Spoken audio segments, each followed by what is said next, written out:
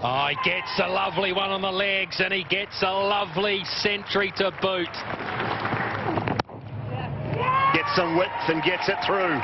What a brilliant double 100 from Shakib Al Hasan, the third player from Bangladesh to do so.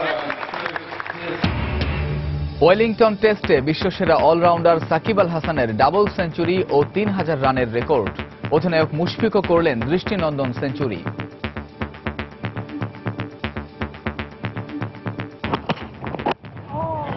And there's the 100. Wasn't the most convincing of shots, but he's got it away down to third man and his fourth Test century. Brilliant. টাইগারদের অসাধারণ নৈপুণ্যে দ্বিতীয় দিন শেষে 542 রানের বিশাল সংগ্রহ বাংলাদেশের। দেখছিলেন প্রধান শিরোনাম। সময় সংবাদের সঙ্গে আছি আমি কামরুজ্জামান মামুন। এবারে অন্যান্য শীর্ষ সংবাদ। আম্বয়নের মধ্য দিয়ে টঙ্গীর তুরাগ তীরে আজ থেকে শুরু হলো 3 দিনের বিশ্ব ইজতেমার প্রথম পর্ব। 5 স্তরের নিরাপত্তা, রোববার আখিরি মোনাজাত। প্রধানমন্ত্রীর ভাষণে তার সরকারের সাফল্য গাঁথা উপস্থিত হয়েছে যৌক্তিকভাবেই। উন্নয়নের ধারাবাহিকতা প্রতিটি সূচকেই দৃশ্যমান বলছেন বিশেষজ্ঞরা। এবং এখনও সন্ধান মেলেনি গাইবান্ধার সাদুল্লাপুর থেকে নিখোঁজ আওয়ামী লীগ ও বিএনপির স্থানীয় 4 নেতার। আইনশৃঙ্খলা রক্ষা বাহিনীর আচরণ রহস্যজনক, অভিযোগ স্বজনদের।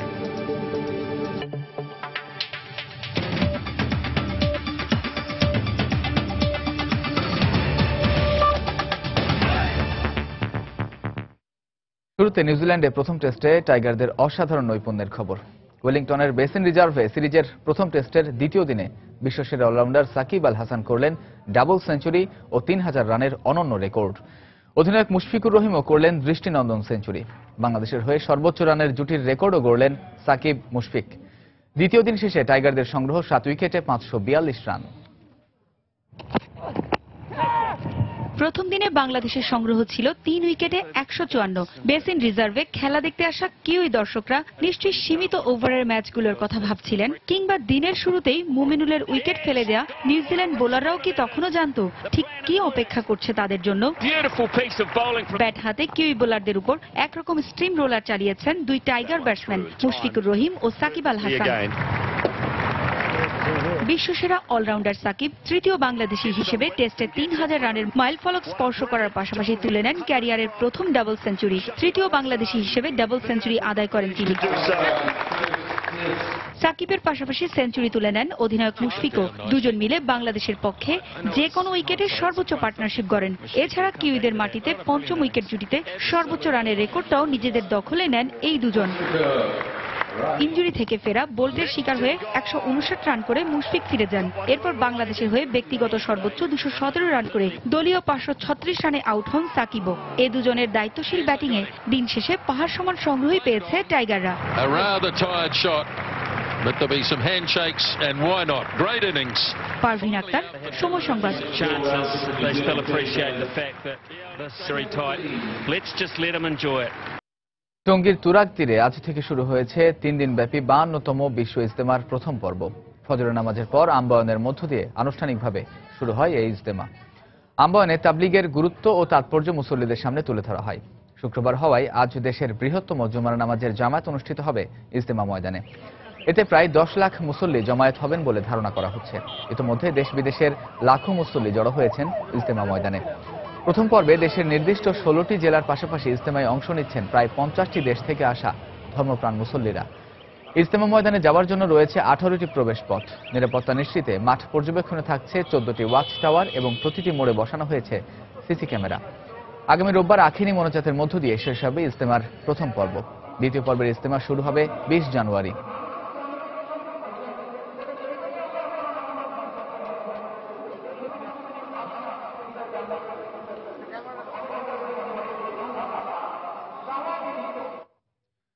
দর্শক, এই মুহূর্তে টঙ্গীর তুরাগ তীরে ইজতেমার এক প্রান্তে আছেন সহকর্মী মাহমুদ রাকিব এবং অপর প্রান্তে আছেন খান মোহাম্মদ রুমেল। ইজতেমার আরো খবর জানতে সরাসরি যোগ দিচ্ছি তাদের সঙ্গে।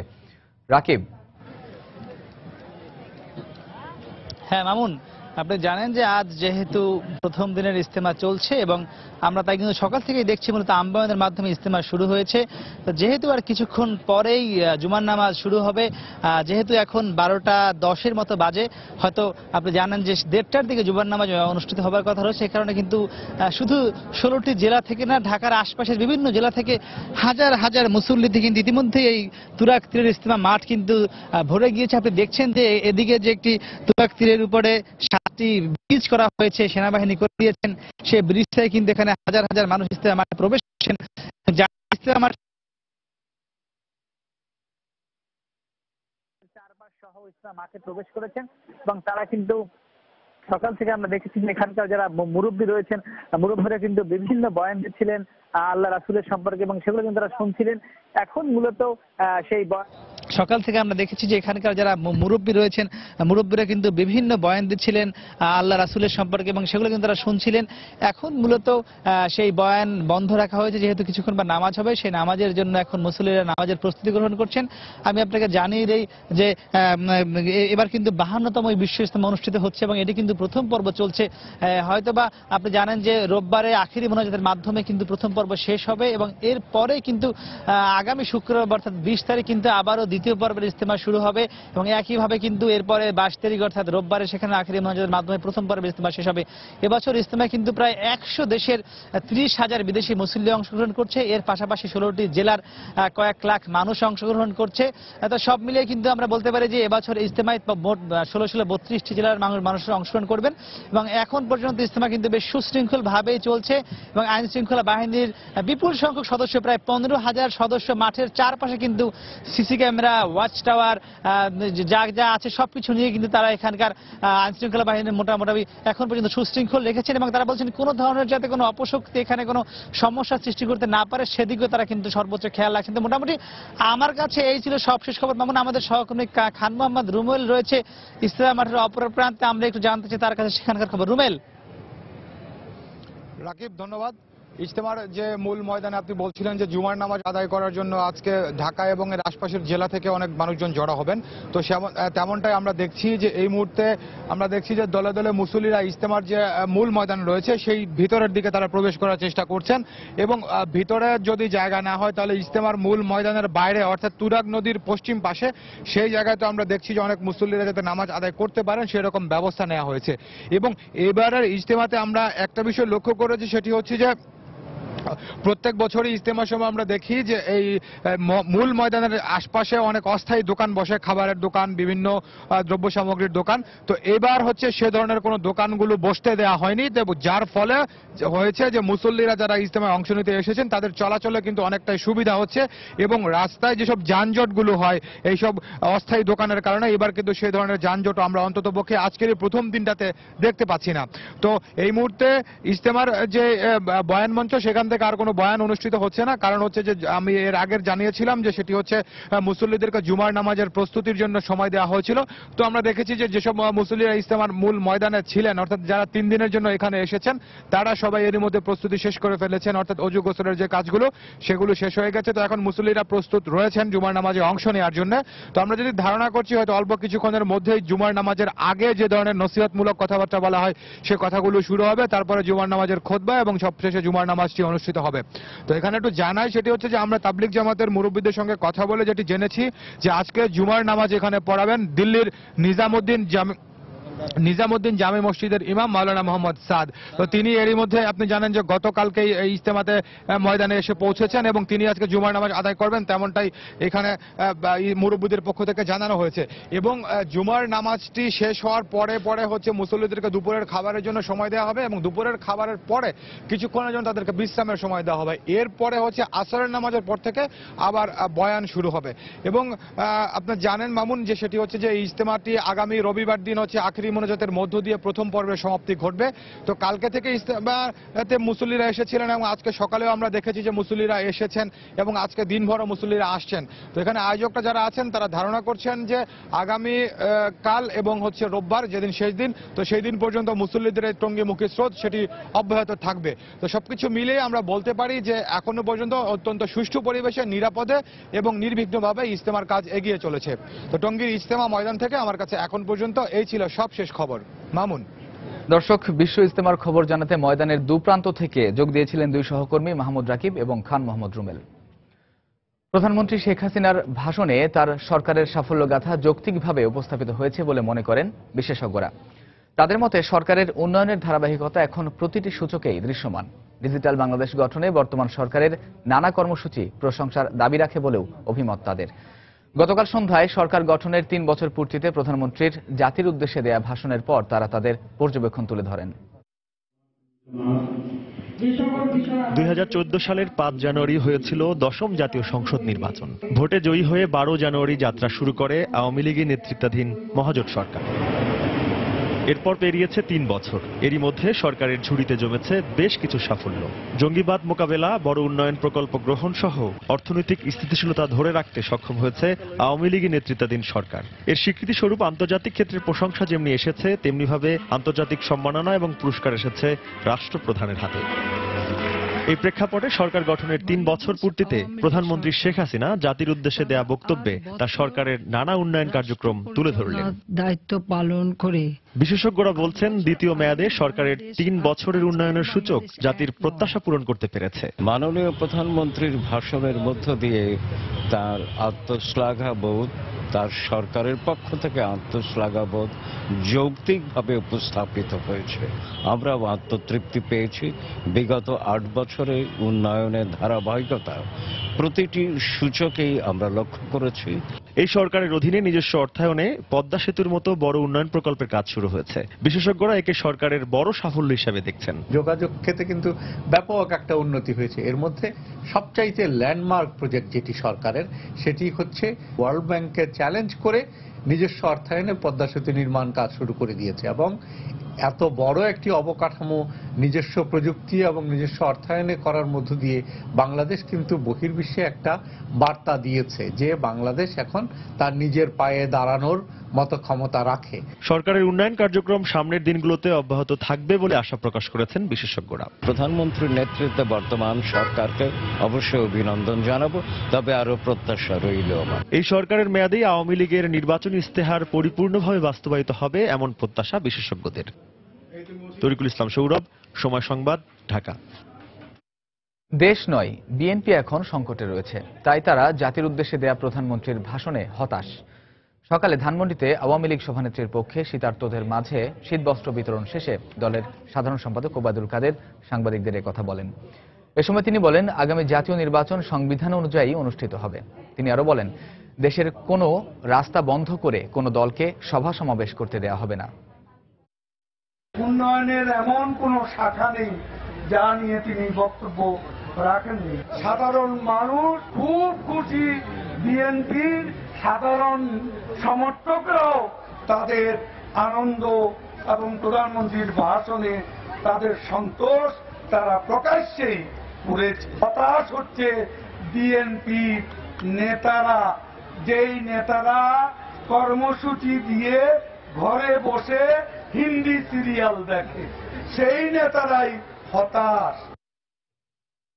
সময় সংবাদ আরো থাকছে। দগ্ধ রোগীদের অত্যাধুনিক চিকিৎসা দিতে রাজধানীতে গড়ে তোলা হচ্ছে 500 শয্যার বার্ন ও প্লাস্টিক সার্জারি ইনস্টিটিউট। আগামী বছরের মধ্যে এই প্রকল্প বাস্তবায়নের আশাবাদ।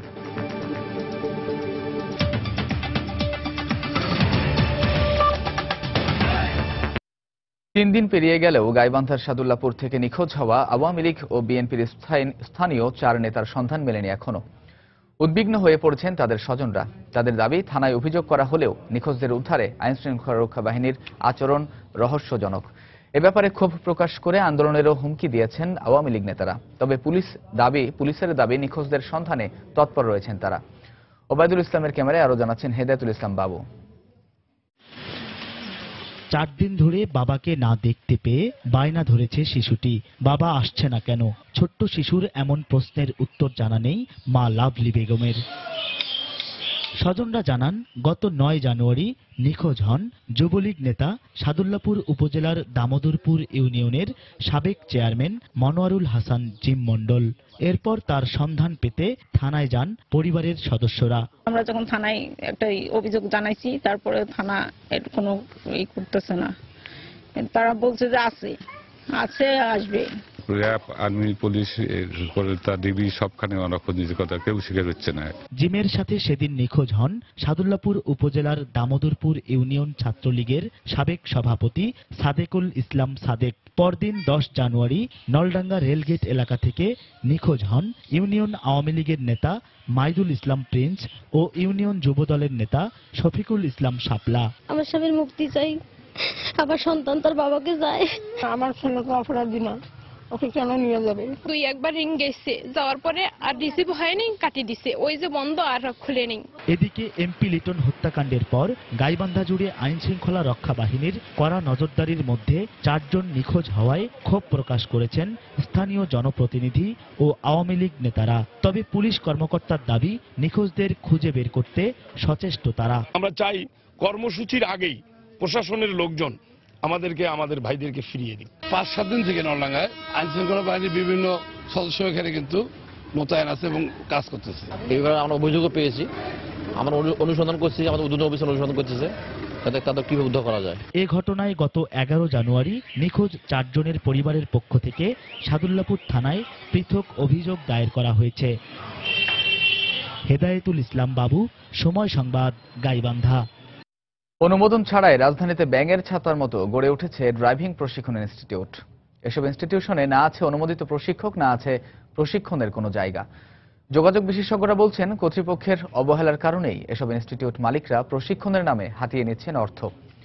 কোনো রকমে একটু প্রশিক্ষণ দিয়ে অদক্ষদের গায়ে লাগিয়ে দিচ্ছেন চালকের তকমা। এর ফলে কোনোভাবেই কমছে না সড়ক দুর্ঘটনা। বিষয়টি জেনে শুনেও নিজেদের দায় এড়াতে বরাবরের মতোই বিআরটিএ বলছে নজরদারি রয়েছে তাদের। বিস্তারিত জুনায়েদ আল হাবিবের রিপোর্টে। টার্নিং লইতে গেলে ডাইন দিকের ইন্ডিকেটর দেওয়া লাগবে। লাইসেন্স নেই, শিক্ষা নেই, তবুও তিনি প্রশিক্ষক। নিজের একটি অবৈধ প্রশিক্ষণ ইনস্টিটিউটও রয়েছে তার।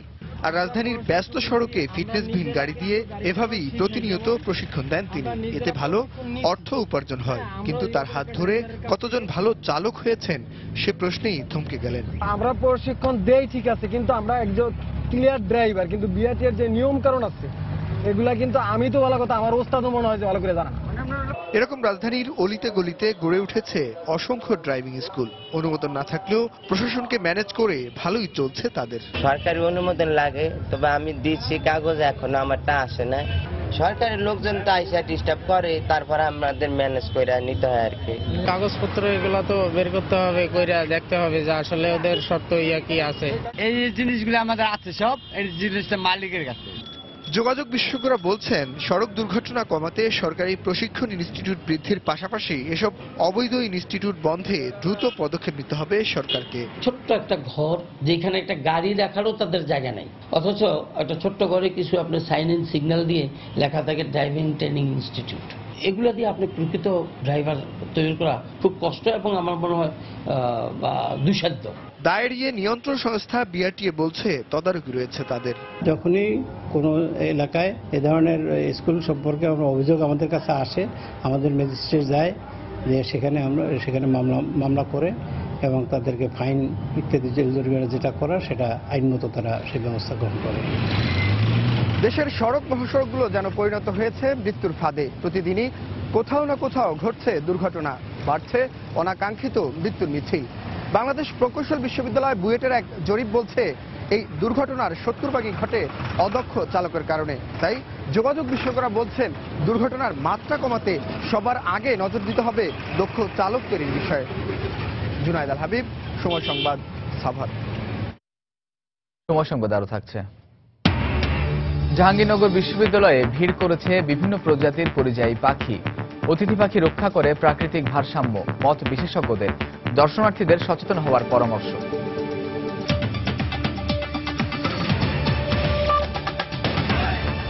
রাজনৈতিক প্রতিহিংসার বলি কিংবা দুর্ঘটনায় আগুনে প্রতি বছর দগ্ধ হচ্ছেন কয়েক লাখ মানুষ। তাদের চিকিৎসার জন্য এবার রাজধানী ঢাকায় গড়ে তোলা হচ্ছে 500 শয্যা বিশিষ্ট 17 তলা শেখ হাসিনা বার্ন ও প্লাস্টিক সার্জারি ইনস্টিটিউট।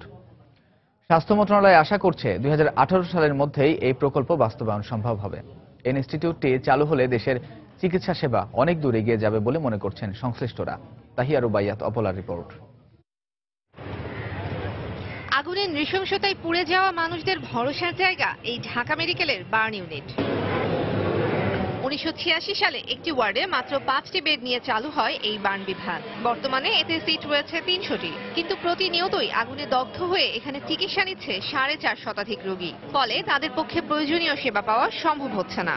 ঠান্ডার ভিতরে একটু কষ্ট হয় রাত্রে, কি করুন, কষ্ট হলে তো চিকিৎসা নিতে হইব। মনে করেন সিট তো বাজা না, মনে করেন জনসংখ্যা বেশি, সিট নাই, কলেরা হয়ে থাকে, কষ্ট শীত করে। সংশ্লিষ্টরা বলছেন, দেশে বিভিন্ন দুর্ঘটনায় প্রতি বছর 6 লাখের বেশি মানুষ দগ্ধ হন। তাদের চিকিৎসার জন্য বিশেষজ্ঞ ডাক্তার রয়েছে মাত্র 52 জন।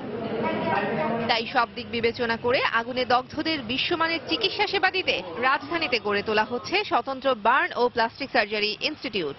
প্রতি বছর প্রায় 6 লক্ষ মানুষ বিভিন্ন কারণে আগুনে পড়ে যায়। সবাই যদি ঢাকায় আসে তাহলে তো এখানে 3 ধরনের জায়গা থাকবে না। আমাদের ওই হাসপাতালটা হলে এখানে ডাক্তার তৈরি হবে, প্রশিক্ষিত নার্স তৈরি হবে, পোস্টগ্রাজুয়েট স্টাডি থাকবে। এখানে একদিকে বার্নের চিকিৎসা হবে, একদিকে প্লাস্টিক সার্জারি, মাঝখানে গবেষণার থেকে শুরু করে সবকিছু। সরকারের পক্ষ থেকে বলা হচ্ছে প্রায় 550 কোটি টাকা অর্থায়নে গড়ে উঠছে এই প্রকল্প। 2018 সালের মধ্যেই এই প্রকল্পের সব কাজ শেষ হবে। আমরা একটা আন্তর্জাতিক মানের শেখ হাসিনা বার্ন এবং প্লাস্টিক সার্জারি ইনস্টিটিউট করতে যাচ্ছি। এটা আমরা সেনাবাহিনীকে দিয়েছি এই কারণে দ্রুতের জন্য কাজটি শেষ করা যায়। 500 শয্যা বিশিষ্ট এই ইনস্টিটিউটে একসাথে 800 জন রোগী সেবা নিতে পারবেন। বিশেষজ্ঞরা বলছেন, এই প্রকল্প বাস্তবায়নের ফলে একদিকে যেমন দগ্ধ রোগীরা তাদের চিকিৎসার অবলম্বন খুঁজে পাবেন, অপরদিকে সেবা, চিকিৎসা আর প্রশিক্ষণের মাধ্যমে দেশে চিকিৎসা খাত এগিয়ে যাবে আরো এক ধাপ। তাহিয়া রুবাইয়াত, অপলা, সময় সংবাদ, ঢাকা। পর্যটকদের পদচারণায় এখন মুখর সমুদ্র সৈকত কুয়াকাটা। সেখানকার প্রাকৃতিক সৌন্দর্যের আকর্ষণে ছুটে গেছেন তারা। পরিবারের সদস্যদের সাথে কাটাচ্ছেন সুন্দর কিছু মুহূর্ত, তবে কিছু ঘাটতির কথাও তুলে ধরেছেন তারা। সৈকত এলাকা অপরিচ্ছন্ন বলেও অভিযোগ তাদের। তবে পৌর মেয়র অনুরোধ জানিয়েছেন, পর্যটকরা নির্দিষ্ট স্থানে ময়লা ফেললে সৈকত এলাকা অনেকটাই পরিচ্ছন্ন থাকবে। মাহমুদুন নবীর ক্যামেরায় বিস্তারিত জানাচ্ছেন ফিরদাউস সোহাগ। অপরূপ প্রাকৃতিক সৌন্দর্যের কারণে কুয়াকাটাকে বলা হয় সাগরকন্যা। এখান থেকে সূর্যোদয় সূর্যাস্ত দুটোই দেখা যায়। সৈকতের দৈর্ঘ্য 18 কিলোমিটার। রয়েছে ঝাউবন ও শুটকিপল্লী। এগুলো উপভোগ করতেই পরিবার, বন্ধু কিংবা সহকর্মী নিয়ে কুয়াকাটায় ভিড় করছেন ভ্রমণকারীরা। ঢাকা থেকে এই প্রথম এসেছি কুয়াকাটা। সত্যি না আসলে বিশ্বাস হতো না যে কুয়াকাটা এত সুন্দর। সূর্যোদয় সূর্যাস্ত দুইটাই দেখেছি, অনেক ভালো লেগেছে। আমরা পরিবার সহ আসলে আমরা বেশ এনজয় করছি। বিদেশি যারা আছে এবং আমাদের দেশের মানুষ যারা বিদেশে আছে তাদের উচিত এখানে এসে সৌন্দর্য উপভোগ করা। প্রাকৃতিক সৌন্দর্যে সবাই মুগ্ধ হলেও সৈকত অপরিচ্ছন্ন বলে অভিযোগ করেন পর্যটকরা। সূর্যোদয় সূর্যাস্তের জন্য কুয়াকাটা বিখ্যাত, কিন্তু বীজটা অপরিচ্ছন্ন। আর একটু পরিচ্ছন্ন, আর একটু সাজানো গোছানো হলে বোধহয় পর্যটকদের আর একটু আকর্ষণ করতে পারতো, আর একটু ভালো লাগতো। আর এর জন্য পৌরসভার জনবল সংকটকে দায়ী করলেন মেয়র। পাশাপাশি তিনি নির্দিষ্ট স্থানে ময়লা ফেলার জন্য পর্যটকদের প্রতি অনুরোধ জানান। যারা টুরিস্ট আসবে তাদের কাছে আমাদের বিনীত অনুরোধ, যাতে পৌরসভার ডাস্টবিন আছে এবং ঝুড়ি আছে, নির্ধারিত জায়গায় ময়লাটা ফেললে এই নোংরা আর থাকবে না। আর আমাদের জনবল কিছুটা কম আছে, এই জনবল আমি দ্রুত গতিতে বাড়ানোর চেষ্টা করছি। কুয়াকাটায় রাখাইনপল্লী, বৌদ্ধ মন্দির, কুয়াকাটা কূপ, গঙ্গামতি ও লাল কাঁকড়ার চর পর্যটকদের জন্য সবচেয়ে আকর্ষণীয়। কুয়াকাটায় পর্যটকদের সংখ্যা দিন দিন বাড়ছে, তবে আবাসন ও যাতায়াত সংকট এবং অপরিচ্ছন্ন বিচ, এই 3 কারণে পর্যটকদের অসন্তুষ্টিও রয়েছে। এই 3 সমস্যার দ্রুত সমাধান করা হলে পর্যটকদের সংখ্যা আরও বাড়বে, আর এই অঞ্চলের পর্যটন শিল্প হবে আরও সমৃদ্ধ, এমনটাই ধারণা সংশ্লিষ্টদের। ফিরদাউস সোহাগ, সময় সংবাদ, কুয়াকাটা, পটুয়াখালী। গ্রাম আর শহর জুড়ে জেগে বসেছে শীত। পৌষের শুরু থেকে জাহাঙ্গীরনগর বিশ্ববিদ্যালয় এলাকায় উত্তর থেকে আসছে বিভিন্ন প্রজাতির পরিযায়ী পাখি। এসব পাখি দেখতে দর্শনার্থীরা ভিড় করছেন ক্যাম্পাসের লেকের ধারে। বিশেষজ্ঞরা বলছেন, প্রতি বছরই এসব অতিথি পাখি রক্ষা করে আমাদের প্রাকৃতিক ভারসাম্য। এদের রক্ষায় দর্শনার্থীদের সচেতন হওয়ার পরামর্শ দিয়েছেন তারা। জাহাঙ্গীরনগর বিশ্ববিদ্যালয়ে ঘুরে রিপোর্ট করেছেন তোহা খান তামিম, ছবি তুলেছেন মঞ্জুরুল হক মঞ্জুর। সবুজের কোলে বেঁচে থাকে প্রাণ, দিনভর নীল আকাশে ওড়াউড়ি আর একে অপরের সাথে খুনসুটিতে মেতে থাকা। ঝিলের জলে লাল শাপলার সাথে মিশে এ যেন এক নতুন অলঙ্করণ। নাম না জানা হাজার হাজার পাখির কলকাকলিতে মুখর জাহাঙ্গীরনগর বিশ্ববিদ্যালয়ের সবুজ ক্যাম্পাস।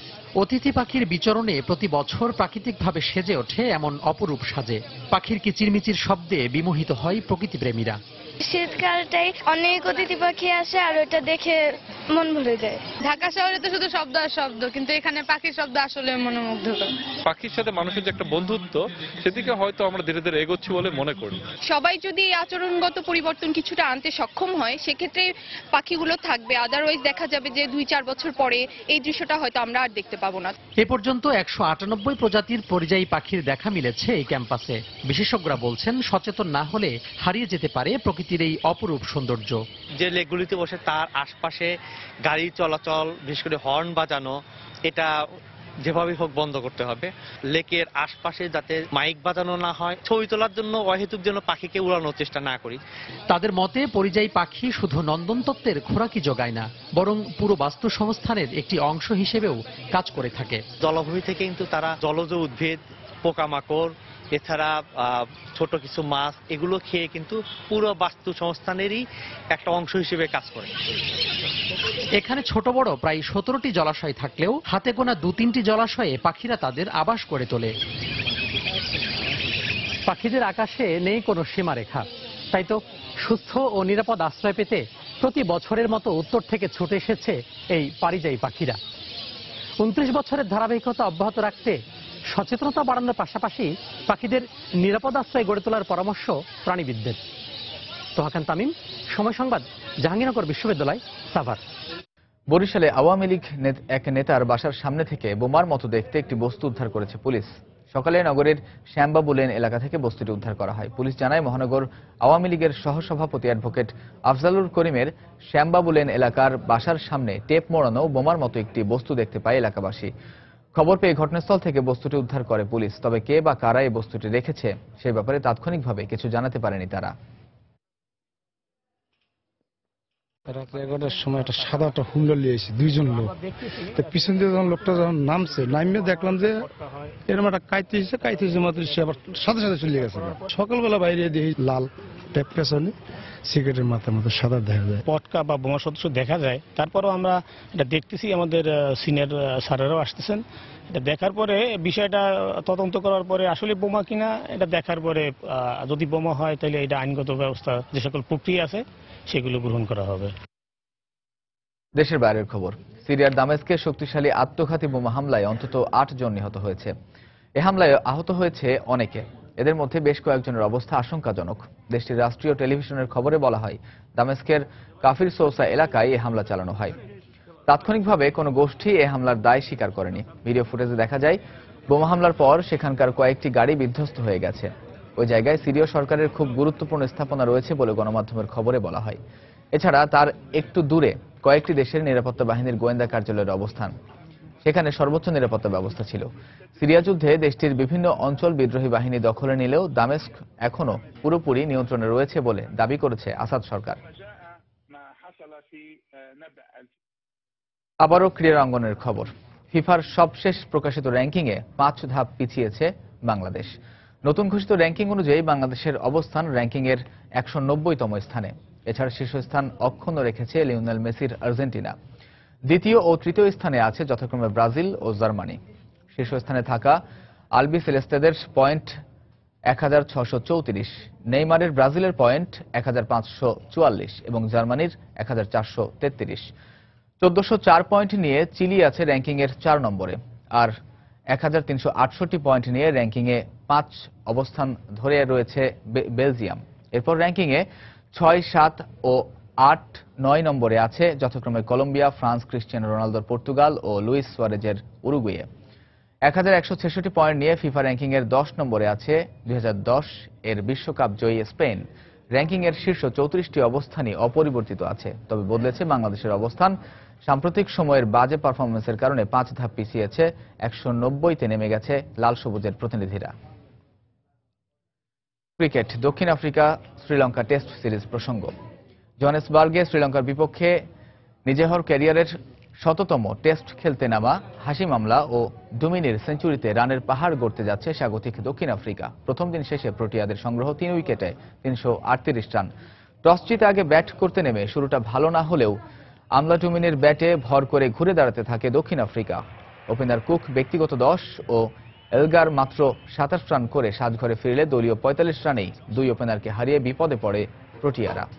এরপর দিনের বাকি অংশ জুড়ে চলে আমলা ডুমিনির চোখ ধাঁধানো ব্যাটিং। তৃতীয় উইকেট জুটিতে এই দুইজন মিলে গড়েন 292 রানের জুটি। ক্যারিয়ারের ষষ্ঠ টেস্ট সেঞ্চুরি তুলে নিয়ে ডুমিনি ব্যক্তিগত 155 রানের কুমারার শিকার হয়ে সাজঘরে ফেরেন।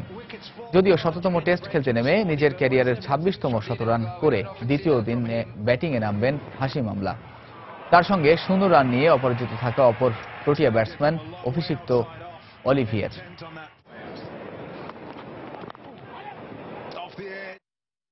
এই পর্যায়ে শীর্ষ সংবাদ জানিয়ে দিচ্ছি আরেকবার। Gets some width and gets it through. What a brilliant double hit 100 from Shakib Al Hassan, the third player from Bangladesh to do so. Wellington টেস্টে সাকিবের ডাবল সেঞ্চুরি ও 3000 রানের রেকর্ড। অধিনায়ক মুশফিকও করলেন দৃষ্টিনন্দন সেঞ্চুরি। টাইগারদের রানের পাহাড়। প্রধানমন্ত্রীর ভাষণে তার সরকারের সাফল্য গাথা উপস্থিত হয়েছে যৌক্তিকভাবেই। উন্নয়নের ধারাবাহিকতা প্রতিটি সূচকেই দৃশ্যমান বলছেন বিশেষজ্ঞরা। আম্বায়নের মধ্য দিয়ে টঙ্গীর তুরাগ তীরে আজ থেকে শুরু হলো 3 দিনের বিশ্ব ইজতেমার প্রথম পর্ব। 5 স্তরের নিরাপত্তা, রোববার আখেরি মোনাজাত। এবং এখনো সন্ধান মেলেনি গাইবান্ধার সাদুল্লাপুর থেকে নিখোঁজ আওয়ামী লীগ ও বিএনপির স্থানীয় 4 নেতার। আইনশৃঙ্খলা রক্ষা বাহিনীর আচরণ রহস্যজনক, অভিযোগ স্বজনদের। এই ছিল এখনকার মতো। যে কোনো খবর পেতে ভিজিট করুন সময়নিউজ.tv। যে কোনো বাংলা লিংক ও রবি নম্বর থেকে সময় সংবাদের খবর, অনুষ্ঠান সম্পর্কে জানতে এবং যে কোনো তথ্য সময় সংবাদকে জানাতে ডায়াল করুন 16242 নম্বরে। এছাড়া মাত্র পাওয়া খবর আপনার মোবাইলে পেতে SMS করুন *BN লিখে পাঠিয়ে দিন 16242 নম্বরে। আর সঙ্গে থাকুন সময়।